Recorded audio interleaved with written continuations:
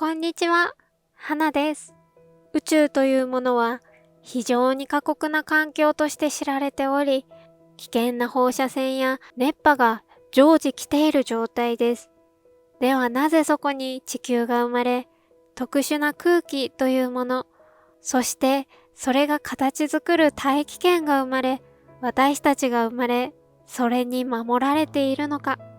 このように宇宙は不思議だらけです。皆さんはここで疑問を浮かべたはずです。なぜそのような環境下で私たちは生きることができるのか、都合が良すぎないかと。生命というものは非常に珍しく、発生する確率は10の40乗分の1という計算しきれないほど低確率であり、まさに奇跡とも言えます。では皆さん、この奇跡というものが偶然、全くの偶然だと思いますか？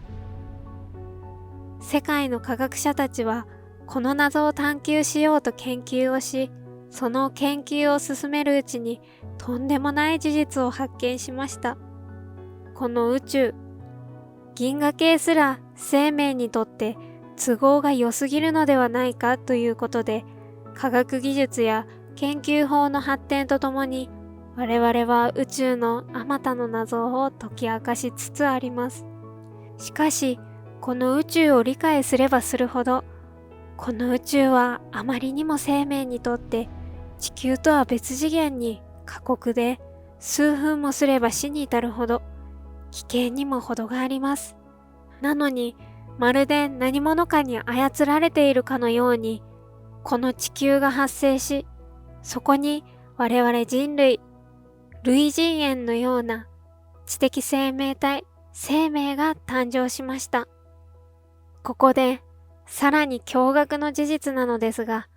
先ほど言った10の40乗分の1という確率、これは人類など知的生命体ではなく、単細胞生物という非常に簡素で簡単な生命が発生する確率なのです。皆さんはもう分かったと思います。そう。これは我々のような知的生命体の場合、おそらく、そして限りなく低い確率ということがわかります。では、例を出してみましょう。例えば、サイコロの同じ出目が何回も何回も連続で出続ければ、皆さんは必ず何かあるのではないかと疑いの目を向けるはずです。さすがにこれを偶然と思うのは不自然であり、何か重りなどが仕込まれていて、必然とこうなっているのではと疑うはずです。なぜならば、もちろん何回何十回と連続で出れば、偶然より誰かがサイコロに小細工をした方が合理的で現実的だからです。ですがもしこれが3回ほどだと、ただ単に運が良かったと思いますよね。今回は私たちが平然と地球に生まれ生きているということを陰で支える宇宙の舞台裏で働く者たちを見ていきましょう。私たちが地球にて平然と生きれていますが、それには空気、重力、そして地球の位置に宇宙すべてが私たちの過ごすのにとてもよく整っています。このように宇宙、並びに銀河系というのは我々生命体にとってあらゆる場面で都合よく整っていると言っても過言ではなく、例えば我々にとって宇宙は広大で壮大なステージですが、その舞台裏で密かに働き、我々の立っているステージである宇宙を支配しているのはいくつかの非常に重要で揺るぎない物理定数と呼ばれるものたちです。これらの物理定数というのは宇宙が持つ基本、そしてすべての法則や原理を表しており、そしてそれはまるで映画のシナリオのように精密で、厳格にこの宇宙に組み込まれています。そしていくつかの物理定数は世の中で普通に通用しており、皆さんもご存知のようなものであり、この数字が変化すると物理定理全体が成り立たず、世界の常識が崩れてしまいます。このように決して変わらないものを自然定数と呼び、宇宙のどのような場所や環境でもこの定数は変化することがありません。しかし、これらの自然定数というのは実験や観測という簡素な研究からしかわからず、理論的にも求められないので、人類にとって不可解で摩訶不思議な世界と言えます。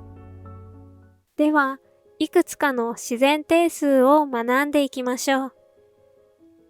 最初は光速からいきましょう。1905年、アインシュタインは特殊相対性理論を発表しました。そこでは光速含め法則は常に一定で変化しないと述べました。先ほどの自然定数のことですね。これは宇宙の様々な場所や時間にかかわらず、光の速さは変わらないということです。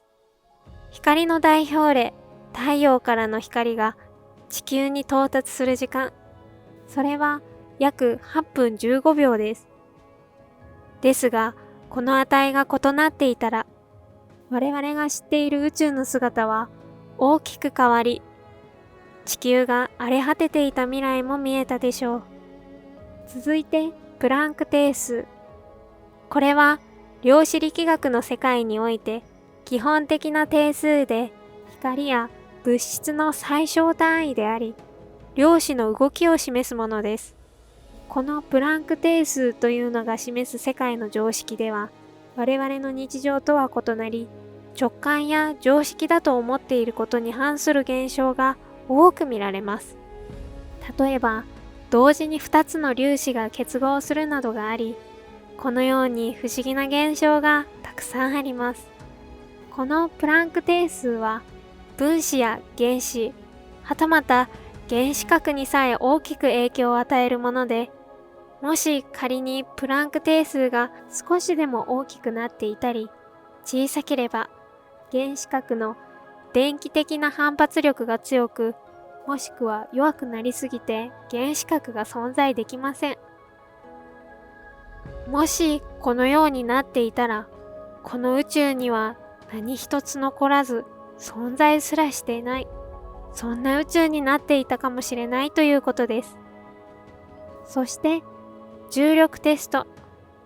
これは物体間の引力の大きさを決定する非常に重要な重力定数であり、アイザック・ニュートンが発見したことでも有名です。この重力定数は宇宙の成り立ちや構造に大きな影響や変化を与えるもので、もし仮にこの重力定数が今より小さければ、そもそもこのように私たちにとって都合がいい宇宙にはならなかったはずです。というのも、宇宙は定数を保ったまま今も膨張を続けており、この膨張は1915年にハッブル宇宙望遠鏡の名前の元となったエドウィン・ハッブル氏が発見しました。そして宇宙の膨張自体は見えるのですが、どうも目に見えないダークマターと呼ばれるものが重力に対し大きな影響を与えていると判明したのです。つまり自然定数である重力定数が今より小さければ、宇宙の膨張は今以上に加速し続け、宇宙の中には何もなくスカスカなものになっていました。もしこのようになれば、宇宙の大規模構造と呼ばれる銀河や超銀河団などが生まれず、星の進化や発生に大きく関わっていたはずです。このように重力定数がほんの少しでも変わってしまうと、何度も言った今のような都合のいい宇宙にはなりませんよね。私たちがいるこの宇宙や銀河系は物理法則と定数に従い誕生し動いています。また、この宇宙には多くの物理定数が存在し動いているとお話ししましたね。そして、もしそれらの値がわずかでも現在のものと異なっていれば、人類が存在できるような宇宙は誕生していません。先ほどもお話ししたように、重力定数が今よりも少しでも小さければ、太陽や惑星、地球などの星を形成し発生させることができず、宇宙の膨張速度も加速し、宇宙は霧のようにぼやけた空間的になっていたはずです。逆に、重力定数が今よりも少しでも大きければ、集まり固まり合う物質が非常に多くなり、星々はすべて巨大な恒星となっていたでしょう。このように短期でできた巨大恒星の寿命は短いので、次々と超新星爆発が起きてしまい、最終的には全てがブラックホールだけという恐ろしく狭い宇宙になっていたことでしょう。いずれにせよ、今お話ししたような宇宙は、私たち人類や類人猿といった知的生命体どころか、生命が誕生できるような宇宙ではありません。このように、重力定数一つとっても、このような悲惨な状況になってしまいます。しかも、その他にも物理定数はいくつもあるのです。さらに、物理定数だけではありません。宇宙の密度状態や初期のエネルギー物質の数、その他にもこんな定数があるのではと思いつきます。これらの値が少しでも、それこそ 0.1% と極小でも違っていれば、人間が生存や存在すらできないような宇宙になっていたはずです。このように宇宙というのは生命にとって都合がいいように調整されているように見えることから、ファインチューニング、宇宙の微調整問題とも言われており、これらのチューニングが偶然に起きる可能性は説明通りゼロと相違なくとも言えます。他にもイギリスの著名天文物理学者であるマーティン・リース氏は著書宇宙を支配する6つの数にてこれらの数字がわずかにでも異なっていれば、今の宇宙は生命にとって今とは考えられないほどはるかに過酷で凶悪なものとなり、我々はここに存在していなかったと述べています。また普通の感覚であれば、これほど多く計算しきれないほどの定数が人類や生命にとって全てが都合よく揃う、このような出来事を偶然とは考えにくいと思うはずです。しかし、この微調整問題に関しては、宇宙が生命にとっていい条件を整えていた、都合のいい宇宙しか生命は存在できないという2つの見方があります。まず、宇宙が生命にとっていい条件を整えていたという見方についてです。例えを出すとするならば、全知全能とされるゼウスのような存在が、生命が存在できるように様々な物理定数、法則を決め、地球に生命が生まれ、存在できるように地球から太陽のちょうどいいぴったりの位置や、その他条件を整備し決めていたというものです。ここまで私たちにとって都合がいいと言われる神の手によるいじくりが起こっていると考えるのも自然かもしれませんよね。しかし、これはもう一つの見方に変えると、この宇宙は神のような存在が作り出した宇宙であり、仮想現実のようです。技術が発展し続ければ、いつかコンピューターや AI の性能も上がり、現実世界と全く変わらないような空間を作り、そしてまた消すことも不可能ではありません。シンギュラリティ、技術的特異点と呼ばれる人間と AI が同等の知能を持つようになり、AI が人間以上になれば、AI が人間をシミュレーションのように操り管理する世界が来るかもしれません。これはテスラやスペース X 創始者であるイーロン・マスク氏も同じ考えを持っており、マスク氏の考えでは、10年も経てば人類の技術が発展し、人間そのものをコンピューターが完全にシミュレート可能な社会が到来し、監視社会国家が増加すると考えています。